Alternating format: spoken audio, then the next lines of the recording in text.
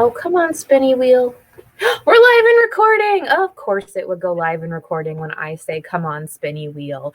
But hello, everyone, and a very, very happy Monday. Now, today we are celebrating, big drum roll, please, the Desert Prince.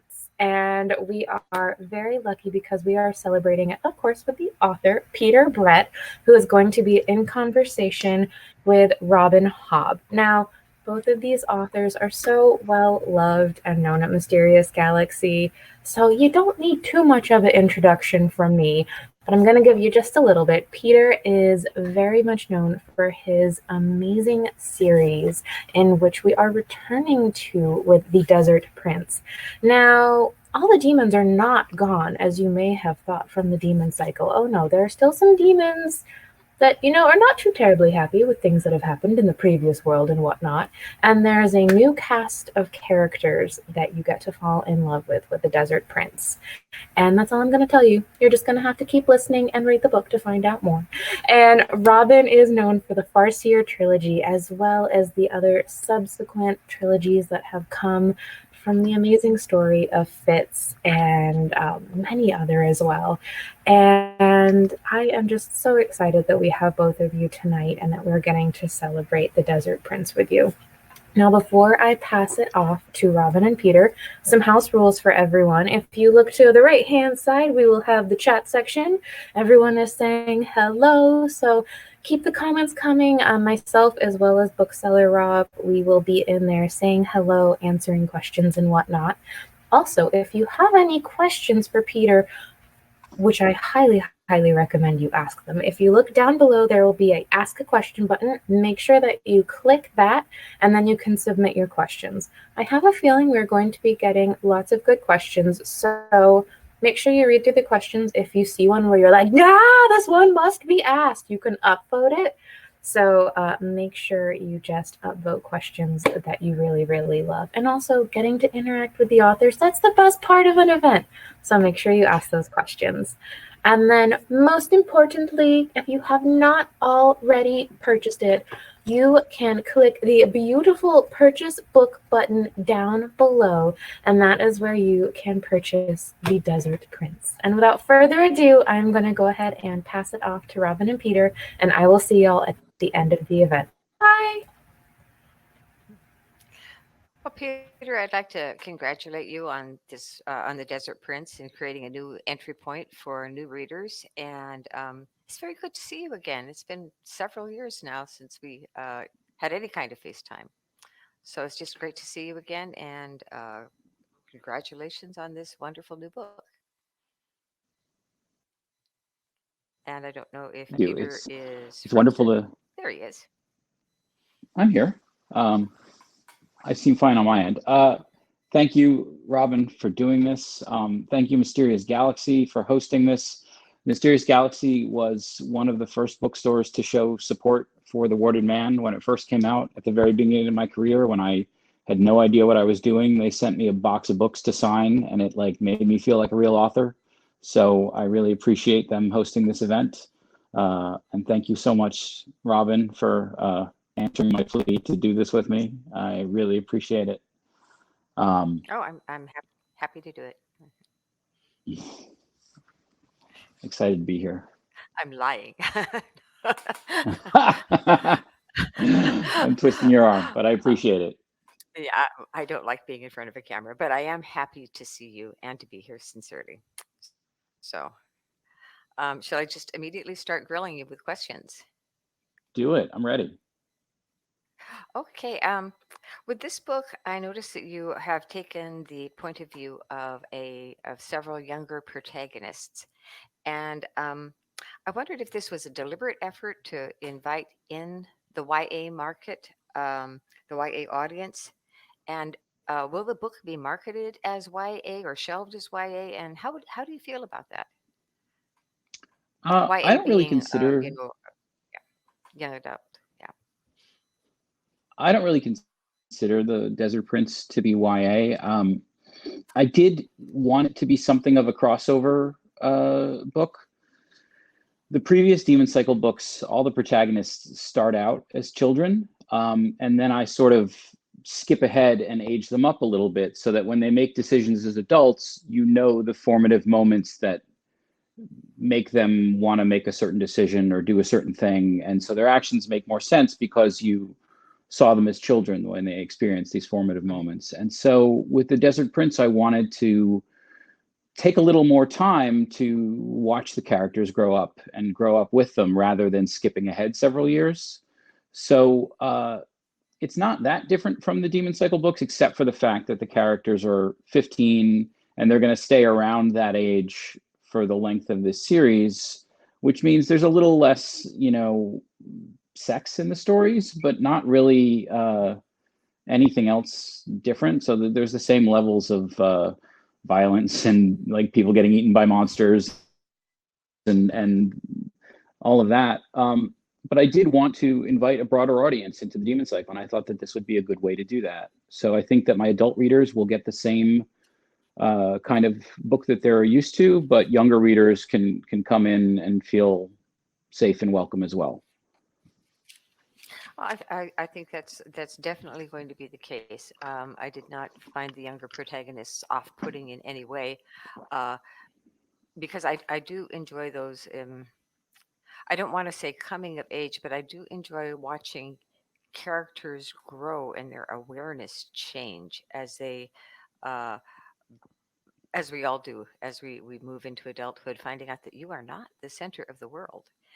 And I think you handled this very, very well with them in their interactions with older characters. And I don't want to skate any closer for fear of spoilers, but I think you handled it very, very well. Thank you. So, how's book 2 coming along? Wow, we're jumping right into that. Well, people are going to devour this. I know I did in just a matter of days, if not hours. And so everybody's going to be saying, and? So I just thought I'd put it right out there and say, how are you doing on book 2? I write really big books, and I keep lying to myself Definitely, that yes. everybody else reads as slowly as I do. And so I put a book out, and within 6 hours, people are like, I read it. It's amazing. Where's the next one? Exactly. Yes. I have consistently put out a book every other year, and I think I'm going to stick to that schedule with this series. There was a bigger gap between the last Demon Cycle book and this book because I had to reset the whole setting and make a lot of changes, and then we had this global pandemic that pushed the release back a little bit, and so there was a bigger gap there. But I think I'll go back to every other year. I hope to get up to every 18 months at some point, but I don't want to lie to my audience. But why?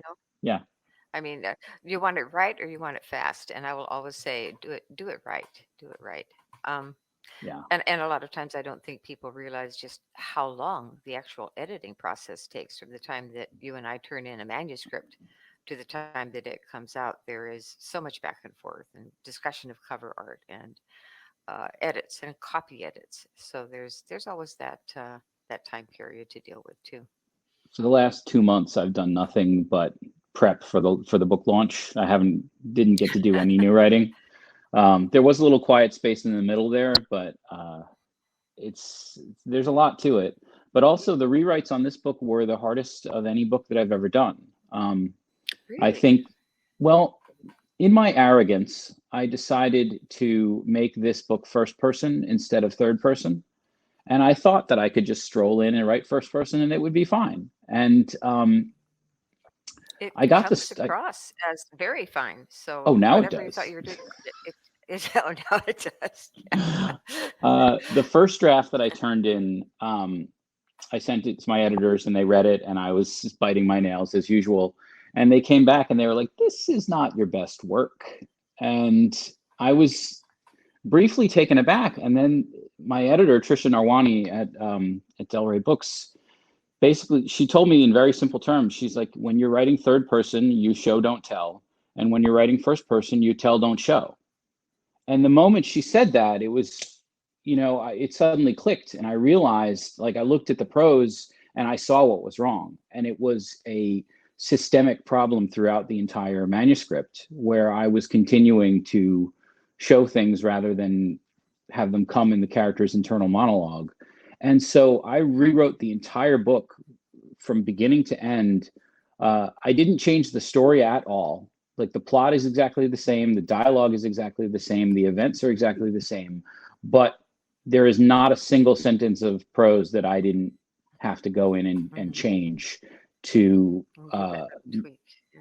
make it more personal and make it really come to life. And I think the second draft is so much better, and I'm really happy with how it came out. But there was a massive rewrite that went on at the same time that the whole world was on fire last year. There's a very good sense of immediacy in this book as I read it. You feel like you are right there at the moment and there with the character, and I think you pulled that off very, very well. That in my case at least, the reader is swept along into the world, and immediately we don't know what's going to happen next because, of course, the main character does not know what's around the bend. And so I think you did that very, very well. And I think that people will, I hope, just be as swept up into this story as I was.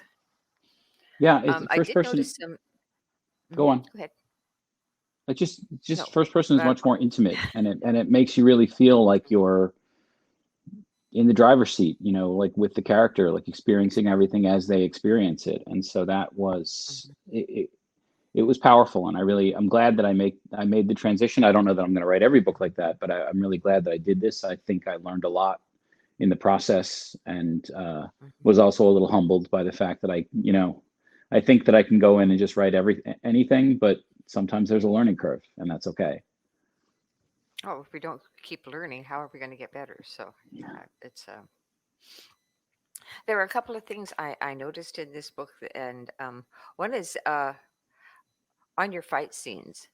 Each move is lovingly detailed. There's no generalized we clashed in the middle and fell back. It is, this happened and that happened and this happened and that happened and this was there and that was countered.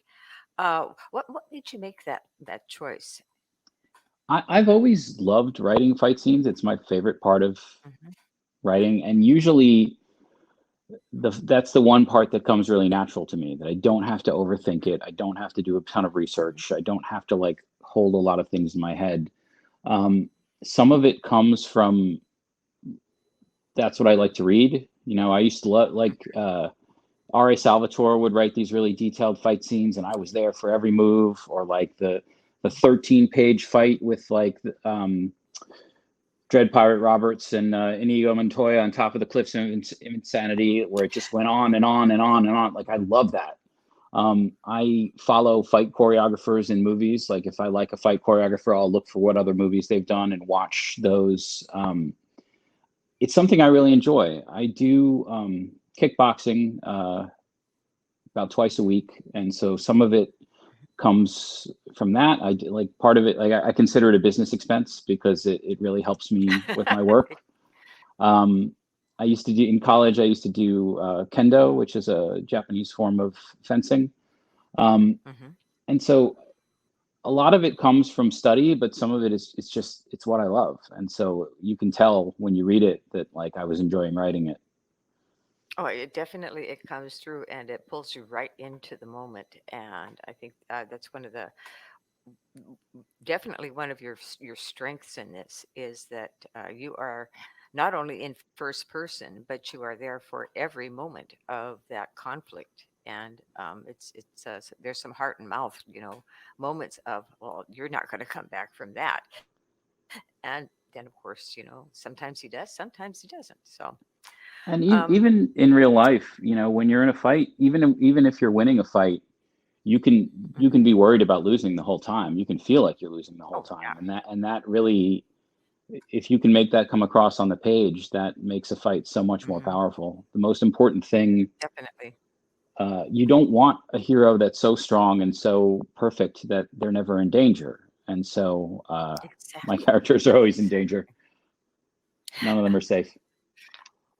Well, I think that carries through to the story, and for me at least, it helps me to identify with the character when a character is not uh, Superman, where you know that the character is going to get tired, is going to possibly experience blood loss or a blow to the head that just you don't come back from that very fast. And in the meantime, the other guy is doing just fine. So I thought it was very lovingly detailed and very, very real. It really puts the reader in the moment.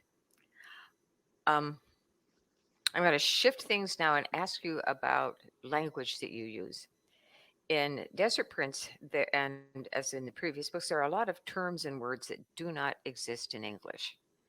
And I was intrigued by when you made a choice to use a word from a invented language and when you decided to anglicize something. And the example I pulled up was you used drill master. And anybody who knows what a drill sergeant is, right away, you know what this person is and what they do. And then on the same paragraph, I am going to probably murder the pronunciation on these. Naisharum. You probably can't even. Nisharum. Ni means And not, and Sharum means warrior. So Nisharum are kids who are still in training and are not fully warriors yet.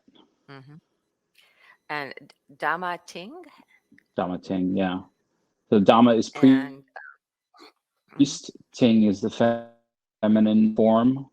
I thought a lot about what a culture that was based, their entire culture revolves around fighting demons. And so I thought about what would be important to a culture like that. And I came up with the words that I thought would be most important to them. And I made versions in the Cajun language of those words. And so I want to at least give a flavor that they're talking another language. Although, I have no desire, I'm not Tolkien, I have no desire to create a whole language and write long bits of text in it.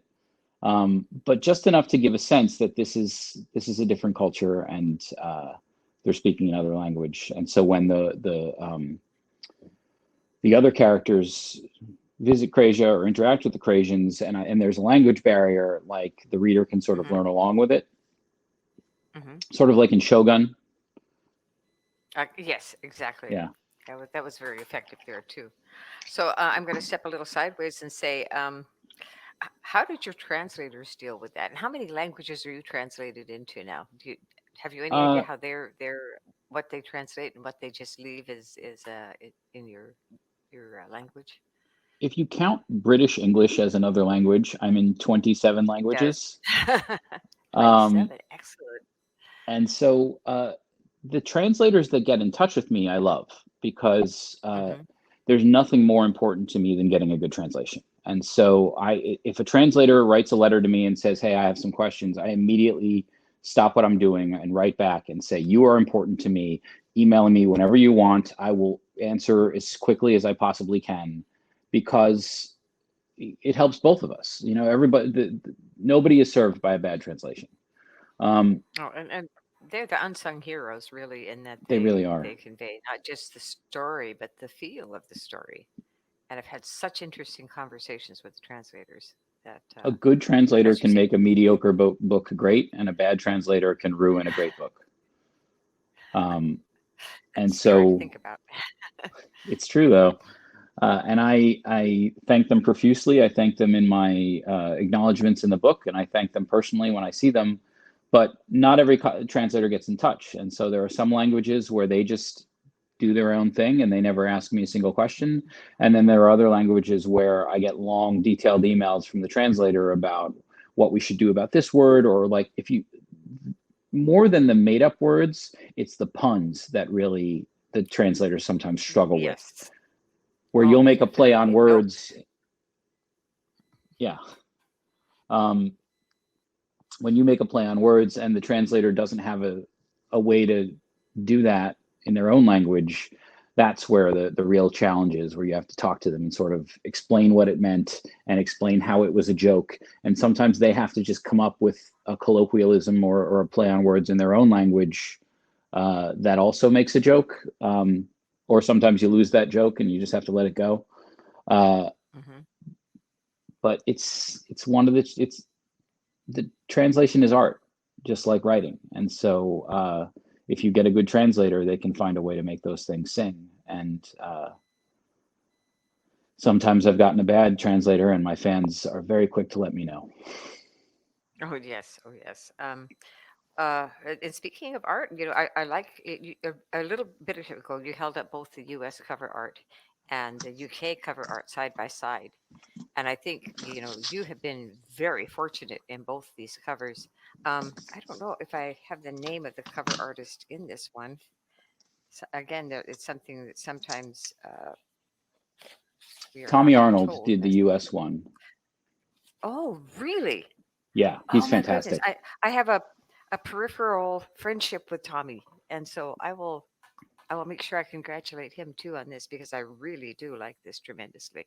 So, He hit it out of the park. We gave him such a complicated brief with the mhm. with the frame around the cover, with all of these little detailed images, like every one of the little pictures inside I'm that going to hold it frame. up while you're so that the people who have sadly not purchased this yet can see the frame we're talking about, even though the text is backwards. Yeah, But it's the there's like all of these little images along the frame that are relevant to the story, and very. Mhm. Tommy probably spent as much time on that frame as he did on the painting in the middle of it. But his portrait of Olive is just amazing, and Mhm. I love that book. It's a pleasure to hold it. In addition to Mhm. hopefully being a good book inside, it's a joy to display and to hold. Mhm.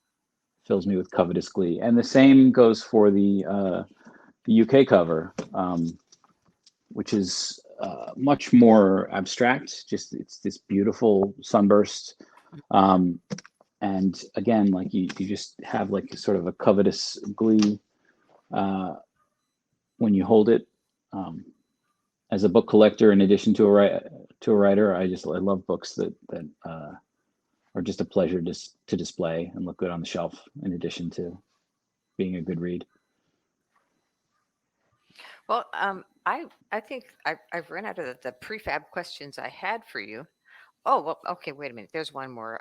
Once this trilogy is finished, do you foresee more books in this world, or do you want to take a sidestep into new territory, or is that too far ahead to even think about yet?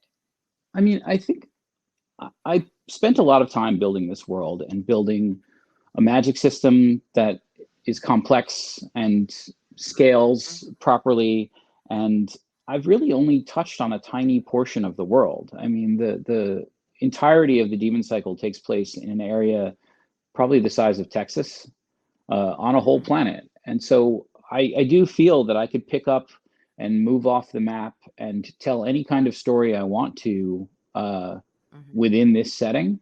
And so it's a limitless playground. And so I may very well come back to it at a later date and do something different. But I do have my next series. I don't want to say fully. Well, I have the first book plotted out, and I Mhm. have the magic system mostly down. There's still a lot of details I have to work out. I haven't worked out a lot of the geography, and I haven't worked out um, a lot of the supporting cast and things like that. But I know what my next project is going to be, and I'm really excited to get to it. I still have Mhm. two more books in this series, which I'm also excited to write. But as I go, I've been tinkering with this other project so that when this series is done, I can very quickly come out with something completely different and sort of show my range. And then Mhm. if I want to come back to the Demon Cycle, I can. And if I don't, I there's plenty of other things I can do. I don't. I'm not short on Well, ideas. I think that I really get a sense of how sprawling this universe is, this world is. So I do think that you have plenty of room and much to explore. And I am going to bet that readers will want you to explore right to the very edges. So, We're gonna move off the map within this series. oh, This that'll be first book. exciting. This first book was in the same regions Hmm. as the previous books, but starting with book Hmm. two, we're going to begin moving off the map, and then by book three, we're going to be someplace else entirely. And Wow. I'm pretty excited for that because it's going to be a real opportunity to show something different within the setting. Oh, this is going to be fun then. Buckle your seatbelts. Um, So as I said, I've kind of run to the end of questions that I had kind of prefabbed for myself, but it looks like we have 7 questions waiting in the queue. So I'm going to go open up the question queue and go right to the first one. This is from, okay, somebody, Natalia. Peter, what made you decide to go back to the world of the demon cycle?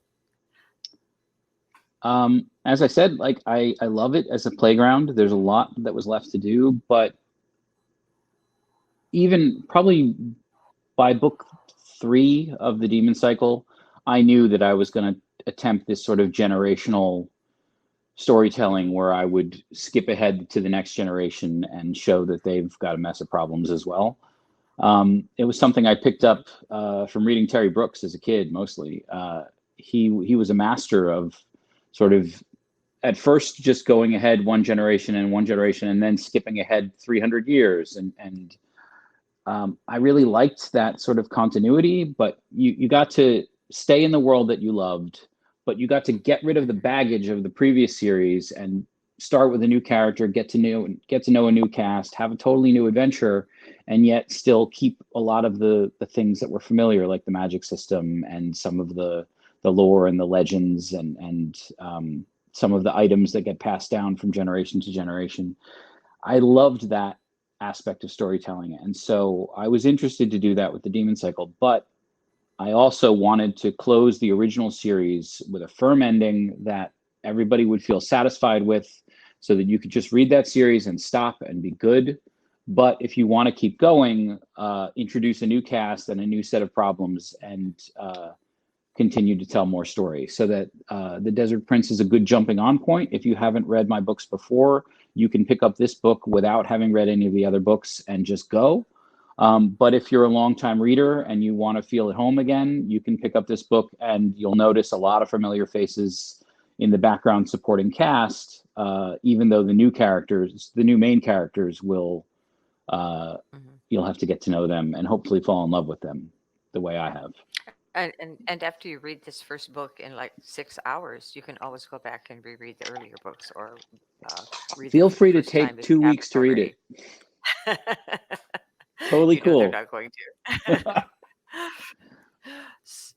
So I have okay, why is that popping up? Let me turn that off. This one is from Craig from Philly. I'm 1 chapter in, and it's like I never left. How nervous were you about carrying the world you so artfully created into the next generation? The the big 3 in the first series were wonderful characters: Lisha, Robert, and Arlen. If you had to pick your top 3 characters from this book, who would they be? Leave the why out, as that might be spoiler territory. Thanks. So you've got 2 questions there. How nervous were you? And what are your top 3 characters from this book?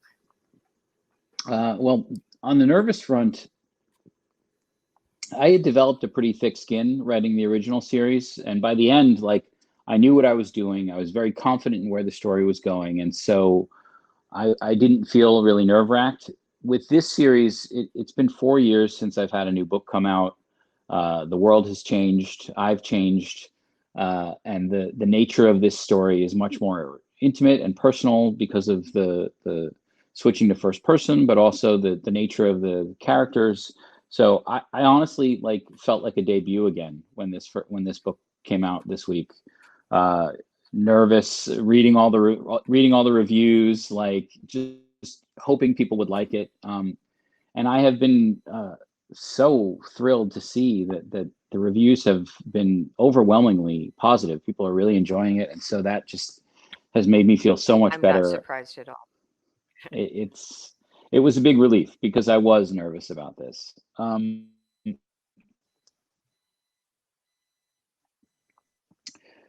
As for the favorite characters, the cast, I have 2 main characters in this book, as opposed to the previous books, which had more. There's Olive Paper and there's Darren Bales. And then we have a supporting cast, which is Selin Cutter and Roger Inn's 2 children, Rojva and Arik. And getting to know that whole cast and getting them to play off each other and build up sort of emotional experiences with each other was a new challenge that I hadn't had to do in a long time, because I had this long-standing cast that had so much history between them that introducing these new characters was a challenge, but it was also thrilling because I got to lead, as I'm sure you understand, when you're writing a long series, each book has more baggage than the book before, because every time you put a group of characters in a room together, you have to remember and keep in your head all of their history, who slept with who killed who, who like owes who money, whatever. And it's a lot. It's like walking into a room where you have a dress with a very long train. Try to go around a corner or turn around. It's all there following you. So it's really understandable why authors who have really long series, like it gets slower with each book, because there's all that baggage that you have to keep carrying from story to story. And so the nice thing about The Desert Prince was I got to leave a lot of that baggage behind and start creating new baggage. And so you start with fresh characters that don't have a lot of experience. They're young and they get to learn about the world, and the readers get to learn about the world with them. And that has been a joy to write. Well, with apologies to Jake, I'm going to kind of skate past this next question because it's mostly Robin Hobb stuff, and really we're talking about this new book here. So I'm going to skate past that. If we have time at the end, Sorry, maybe we'll Jake. come back to it. But you're welcome to answer a question if you want, though, if it's a good question. I went a little bit too far. This might be a bit spoilery. I'll put it out there. A Mysterious Galaxy Bookstore would like to know what scene or section brought you the most joy to write, and which one was the most challenging. Now, that may be hard to do without a big spoiler, unless you can do, X and Y or something, and then people will figure it out when they hit it.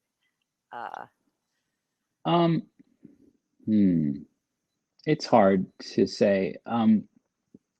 One of the things that I can say without a spoiler was in The Warded Man, the first book in the Demon Cycle, started out as a short story that I wrote for a writing class back in 1999. It was a 3-page little story about a boy named Arlen who could never go more than half a day's walk from his house because he had to be home before the demons came out at night. And that turned into the prologue for The Warded Man. And then right before we finalized it for production, my editor suggested that we cut it. And we did. And so that never appeared in the book. And it's this little story about Arlen just running around the farm, trying to do his chores as quickly as possible so that he can have as much time to walk as far from his house as he can get, because there's this one hill that he's never made it past, and he always wants to know what's over that hill. And so in The Desert Prince, in the scene where I introduce Arlen's son, Darren, he wakes up on the same farm and he goes through the same list of chores, milking the cows and collecting the eggs and putting wood in the firebox and all of the other things that you have to do first thing in the morning. And he rushes through them all, not because he wants to walk, because the world has changed a little bit, but because he's super sensitive to sound, and he wants to get it done before the rooster crows, because the rooster crows so loud that it hurts his ears. He has these enhanced senses that are wonderful in some ways, but also overwhelming because they give him more data than he can process. And he's sensitive to light, he's sensitive to sound, he's sensitive to a lot of things. And so it was sort of a delight to rewrite that original short story from 22 years ago, but do it with a different character and sort of with a different vibe, but still I made the list of chores exactly the same, and it was very personal to me, even if it's not to everyone else. If you want to read that story, it's on my website, and it's also in the Great Bazaar novella. Mm-hmm. So that was a favorite. Let's see. I don't know should I ask you which scene was the most challenging? Can you do that one with no spoilers, or is that getting too? I think I would have to explain too much in order to do that. I I think you would, because I noticed several scenes that I would have found challenging. So There were a lot of I, challenging scenes in this book. I will bet money on that. Okay, here's one that's pretty easy to answer, and this is from Kristen Valenzuela. I hope I said that right. If we've never read the original series, are we at a disadvantage going into this book? My first thing would be absolutely not, but I'll leave the answer up to you. I don't think that you're at a disadvantage. I think that it's a different experience. And so I think that it can be a positive experience either way. If you haven't read the previous books, there's going to be more surprises in this book, which is good, I think. There are some secrets that the characters keep that longtime readers will already know the answers to that new readers won't. And so there are some things that will stun you if you're a new reader that longtime readers are waiting for it to happen because they know it's there. And so I think it's good either way. Everything you need to enjoy the story is there, and I don't think that you need. In every fantasy book, there's always a long history that's gone before, with legends and prophecies and what have you. And so this book is no different. If you've read those books, you've experienced a lot of that stuff firsthand. But if you haven't, it'll just come across like the lore section of any first fantasy book. And so I was very careful to strike a balance so that regardless, you can enjoy the book. I do think that if you read the new book without having read the other books, there will be spoilers for the original series. There's no way around that. But if I tell you that Superman defeats the 3 Kryptonian villains, do you not want to see the movie anymore? Or do you kind of know that is going to happen? Is there a cat swiping at your camera? Let's just ignore that. I will. I'll mention too that it's kind of like the situation with Luke. I am your father. That doesn't mean that kids who are growing up and watching Star Wars for the very first time are not going to still have quite a moment when that sentence is spoken. So it's kind of like that. It's things are coming, but it's okay. If the Death Star blows up, Star Wars is still a great movie. Absolutely. I think that people really are very defensive about spoilers, and I get it. I totally get it. But at the same time, if something is spoiled for you, it doesn't really spoil the book. It's just a minor annoyance, but slightly different experience. Yeah. The joy of the reading is experiencing things as the characters experience them and feeling what they feel and going through their range of emotions and seeing how the story unfolds. Just knowing how it ends doesn't change that. I would definitely recommend if this is your first step into this world to go back and as I said, after you finish this, go back and just get yourself all ready for book 2 when it comes out by reading the previous books, the previous series. So my mom says they're very good. I think it's a great idea. Okay, I've got a mysterious galaxy question. Which real-life cultures influenced the culture of the Desert Prince, and what drew you towards it? I think that I get these sorts of questions a lot, and the reality is that I make almost everything up. I've tried very hard to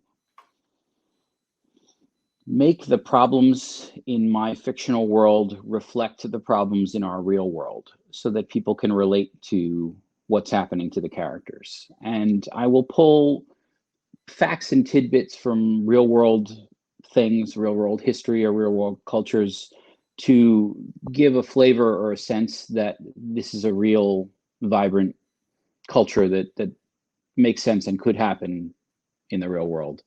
But I'm not pointing at anybody in the series.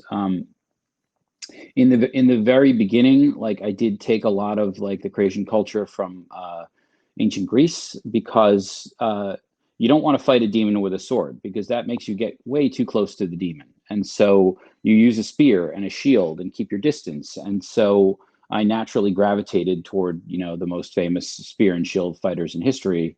And so I pulled some things from there. I pulled some things from, there was a lot of medieval Japan in the original design of the Cretan culture, where there's a religious sect that is theoretically in charge of everything, and then there's the warrior sect who hold all the real secular power. And the Sharum warriors are like samurai, and they have special status in the culture.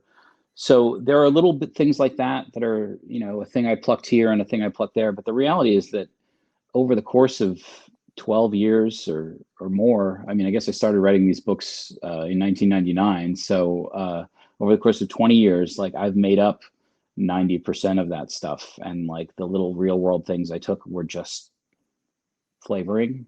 The shiny bits, Yeah. like a magpie, picking up the good little pieces and tossing them in for seasoning. I think actually what I'm getting here is a fly. I've got the door open because it's so hot here. And of course, Washington, whoever thought we'd need air conditioning? So I've got the doors and windows open, and that means I've got flies buzzing past my camera too. So sorry about that. And I will move it right along from my fly-infested office here. Let's see. Also, Mysterious Galaxy. Who is this person who just thinks they can dominate this conversation? It's terrible. They're asking good questions. You I'm okay mentioned- with it. They even put up a That's link to true. buy The Great Bazaar, which is fantastic. Oh, hey, that's all right. This is somebody who's obviously very knowledgeable about your work. I think they're stalking you. But anyway, you mentioned having to rework something. What world building did you have to revisit when writing The Desert Prince? All of it. I had to every time I went to a new location in The Desert Prince, I had to age up the culture by 15 years because it happens 15 years after the previous series ends, and the previous series ends with a massive change in everyone's way of life. The demons appear to be defeated, and so people's lives changed dramatically, because prior to that, every time the sun went down and the demons came out, unless you were protected, you were hunted. And so that change affected everything. And so I needed to look at the cities and the cultures and see how they would evolve in this new world. And because the leaders of those countries had forged some kind of relationship in the previous series, like, they were able to have 15 years of peace and prosperity, which in a world as dark as that one was amazing for everyone. But it also allowed the children to grow up never having seen a demon, which made things all the more exciting when they realized that maybe there's still some left. I also think you really handled well the generation gap between people for whom that was a constant, and then the younger generation that have not had that as a constant. So I hope that's not a spoiler, but I thought you really got that it's an interesting gap. It's like talking to adults who've grown up during a war, and then their children have grown up during peace, and I guess that's exactly what you have there. So, but I thought that was very well. My mom has basically like a bomb shelter's worth of food in our basement. Dry goods and blocks of sugar and like all of these things that come from a mentality that I've never understood, because I can just press a button on my phone and food comes to my house.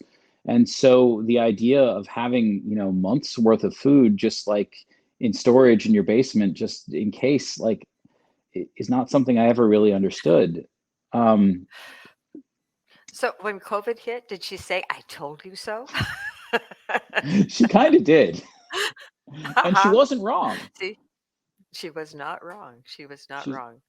She's like, I don't have to go to the grocery store for months. Like, I'm not worried about toilet paper. Yes. I mean, but that was a war mentality that I just didn't have. and so I did think want that it's- to, I did very much want to make that a part of the story and have the children like legitimately like just not get it. It's not that they're bad kids, or it's not that they're not good No, listeners, it's or just. Mhm. unless you've been hunted every night by like immortal monsters, like it's hard to pass that pass that down to your kids in a way that makes it feel real. Okay, here's Mysterious Galaxy yet again. Uh, was there any research that you did for the complex magic system you created? And can you speak a bit on Oh how you God. created the laws and systems of it?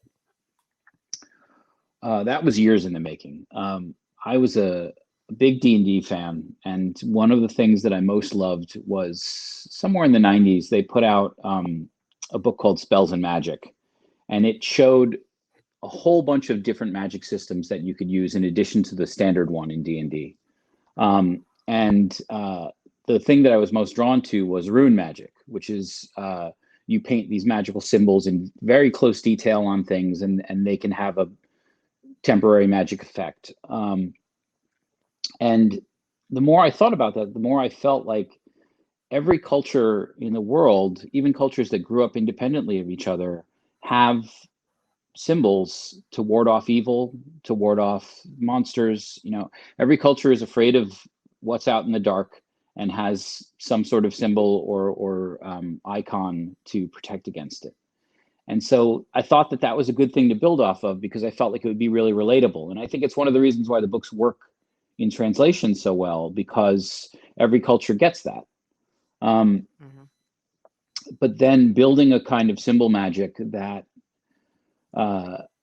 could both be exciting in the way that more flamboyant magic forms are, but also come from hard work and practice rather than just being the chosen one and inheriting the ability to do it was something really important to me. So like anyone can use ward magic if you take the time to learn it and practice it and get it right.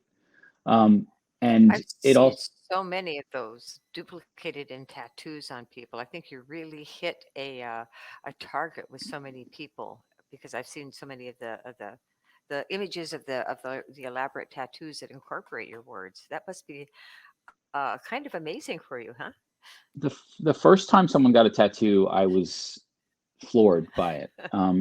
They make something permanent on themselves based on my stories, and I kind of was like, wow, I hope I don't kill your favorite character later, although I probably did.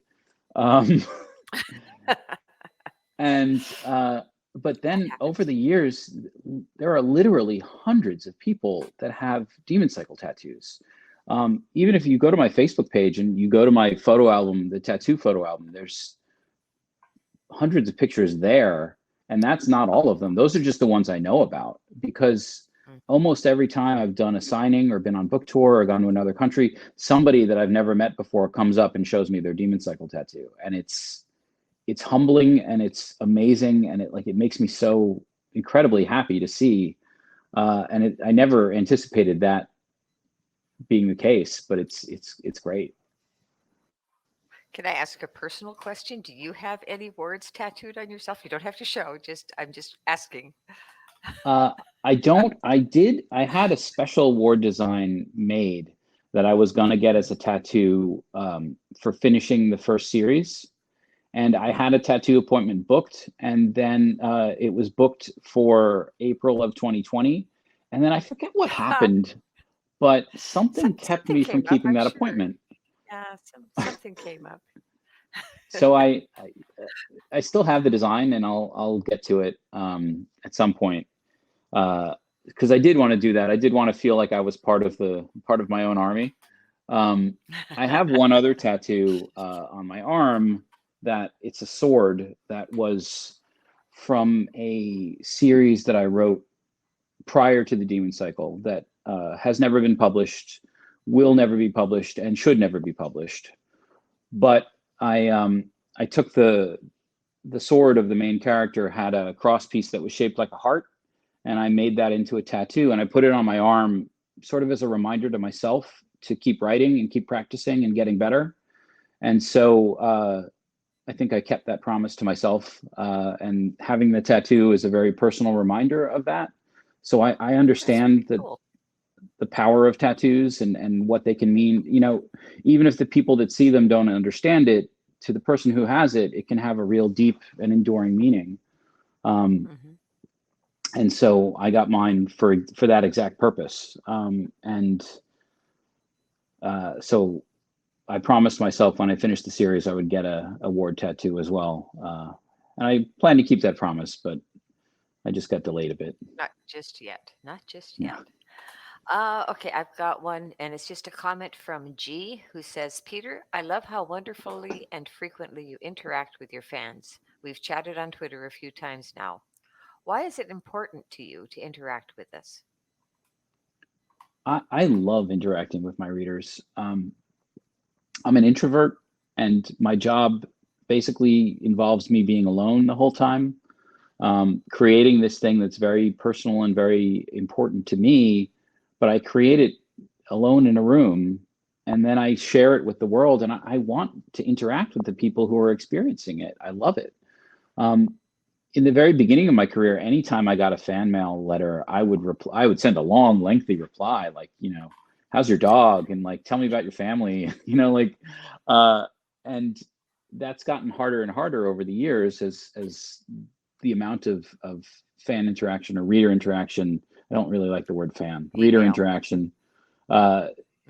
it's gone up, and so I've moved much more to like Twitter, my comment section on Instagram or Facebook, because I can send off very short replies that still convey my gratitude and thanks to people who have bought the books and read the books and enjoyed them, without the time that it used to take to write long formal emails, because there's just no way to do that to everyone. But if you send me a tweet, I will certainly see it. And if it's something that I can give a reply to, I will. I'm often chasing a 5-year-old around, so sometimes I miss one, but I at least like them all so that people know that I saw them. There you go. Okay, here's one from Mysterious Galaxy again. Oh no, it also says Jake. So, Hey, Jake. Peter, I'd love to hear a little about your writing habits. How much time do you spend writing? And if I can sneak in a second question, how much of your stories do you have fleshed out at the beginning? Thanks, Jake.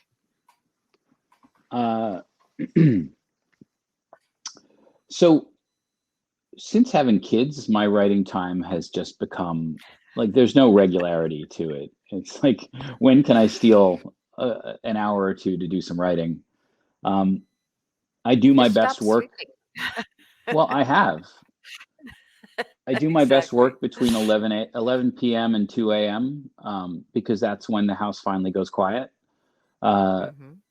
so I will, you know, we'll put the kids to bed, and then I'll spend a little time with my partner. And then when she goes to bed, I'll start working, and I'll work for 2 to 3 hours until I get too tired to function anymore. But like, that's my quiet time when I do my best work. Now the kids are starting, like my youngest is starting to go to school again, so there are now, like, I can actually do some writing in the daytime, which is nice. Um, when I'm working uh, for real, I try and do 1,000 words a day. I feel like if I do 1,000 words a day, like, there's no good excuse why you can't do at least 1,000 words. But if you do it every day, it scales very quickly. And so if I get 1,000 words done, I can stop working and not feel any guilt for that day. But if I'm still feeling myself, I'll keep doing more. And then if I get 5,000 words done in the week, I can take a day off, or I can have a guilt-free 3-day weekend or whatever. So that's what my writing day is like. I don't know. What do you have a word count that you work to? Oh, me? I used to. Now I'm very sloppy, and I write when the story demands I write. So, but there's a second part to this question, Yeah, which was, how much of your stories do you have fleshed out at the beginning? That's a I really guess it good one depends on for you. what you consider the beginning. I think because certainly there's always a point in the very beginning where you don't have anything. I get ideas for the beginning, middle, and an end. That's my first step. And then I sort of like create what I call pillars in the sand, where the sand can all blow around, but you have these things that have to happen. And I make a list of those. And then when I outline, I write long, incredibly detailed outlines where I break out every chapter of the book, break out whose POV it is, write exactly what happens in every scene, in little bulleted lists. This happens, here's a witty bit of dialogue I thought of, this happens. And I lay all of that out beginning to end through the entire book so that I have basically a skeleton of the entire story. And that's when I do my discovery writing. So much work. It is a lot of work. I mean, I've started just thinking of it as a first draft, as like a very logical first draft, where I can, instead of writing a chapter and then deciding it doesn't work and throwing it out, I, have a little, I'll be writing this bulleted list and I'll be like, all right, these 3 bullet points don't work. I'm going to toss them. And then I can rejigger large parts of the story without having to throw away a lot of work. And then when I'm done with that, I start the prose writing. And the prose writing is more focused on making the language beautiful and focusing on the emotions of the characters as they go through the list of events that I've already spelled out. So I'm not worried about what's going to happen because I already know what's going to happen. So I can focus on how the characters feel about what happens and making, the metaphors and the language as beautiful as I can. So it's a different thought process. I'm going to warn you that we've got more questions, but we're at 56 minutes and 35 seconds, and we were warned we had exactly 1 hour. And I think Mysterious Galaxy wanted to come on and remind people to actually buy the book and do a few things like that. Mysterious Galaxy, are you on this hailing frequency? No. Sounds are open. Okay, we are. Peter and I can just keep talking all night. I've got lots of questions for him. I know there's so many good ones. How about, do you want to pick one more? Sure. Okay, let me pull up my question list here. Where'd it go? Let's see. Peter, what new fantasy are you reading and finding fresh and exciting? And that's from Angela K. Are you managing to read anything while you're writing and having a book tour? That would be absolutely astonishing to me. I've been doing audiobooks in the park because I've got a house full of kids, and my partner Lauren works for a hospital doing marketing and communications. And so certainly during the pandemic, the house has been a very, there's a lot of meetings going on in the living room. So I go out for a walk in the park and I put on an audiobook. So I've been reading my books that way until things quiet down a little bit. I just finished Project Hail Mary by Andy Weir, which is fantastic. I absolutely loved it. It has the same magic that The Martian did. I also just finished the Poppy War trilogy by Rebecca Kwong. Those books are fantastic. I really, they're very tense, but I enjoyed them so much. I also did manage to read one book in paper, which was The Fires of Vengeance, which is the second book in Evan Winter's Rage of Dragons series, which is just as good as the first, and like really more than any book that I've ever that I've read recently made me feel like a kid again. Like I was reading an R.A. Salvatore novel. Like That's a big compliment. Wow. I hope you put that in your review if you do a review of those books. I did. I'm jaded now, as I'm sure you are too. So when a book has that magic, like it's really worth promoting. So Andy Weir, Rebecca Kwong, and Evan Winter are my 3 recommendations for tonight. And that is the perfect segue for me saying, if you would like a magical read, go and purchase The Desert Prince if you have not already purchased your copy. And oh no, we lost Robin. I know. She's back. What? I was like, no. She blipped. But all I did was I closed a dialogue box, so that might have been it. oh, So. okay. Okay. But yes, so the Desert Prince is going to be available with the purchase book button down below, and you can actually get a personalized book plate from Peter, which is awesome. And also, too, I saw people were asking about the gorgeous covers for the Farseer trilogy, the new editions, and we've got links for those as well as the original Demon Cycle. Make sure you check out all of the awesome books, and I just want to thank you Just so buy much, all the Robin, books, so yeah. much for exactly. I mean, you're at home. You can't go out. What else do you have to do besides read amazing stories? Go buy all the Out books. to each other. It's wonderful. Yeah. Who needs social interaction? Just read. But I want to Thank you so thank much, More everyone. true than you know. yes, a serious thank you to Peter for celebrating with us, Robin for having amazing questions and being our fearless host. And thank you to everyone so much for your questions and participating and joining us tonight.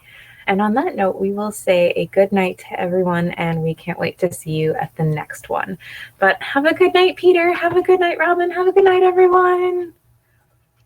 Good night, everyone. Have a good night. Thank you so thanks much. for coming. All the people who asked good questions, it made thank this you. so easy. Thank you. And anyone who orders a book from Mysterious Galaxy, I will personalize book plates and send them out. There might be a slight delay in your order because I have to write it out and ship them over there, but I will do it, and I will do it happily. So buy books. Yay, and thank you for doing that. Yay! Have a you. good night, everyone. Okay.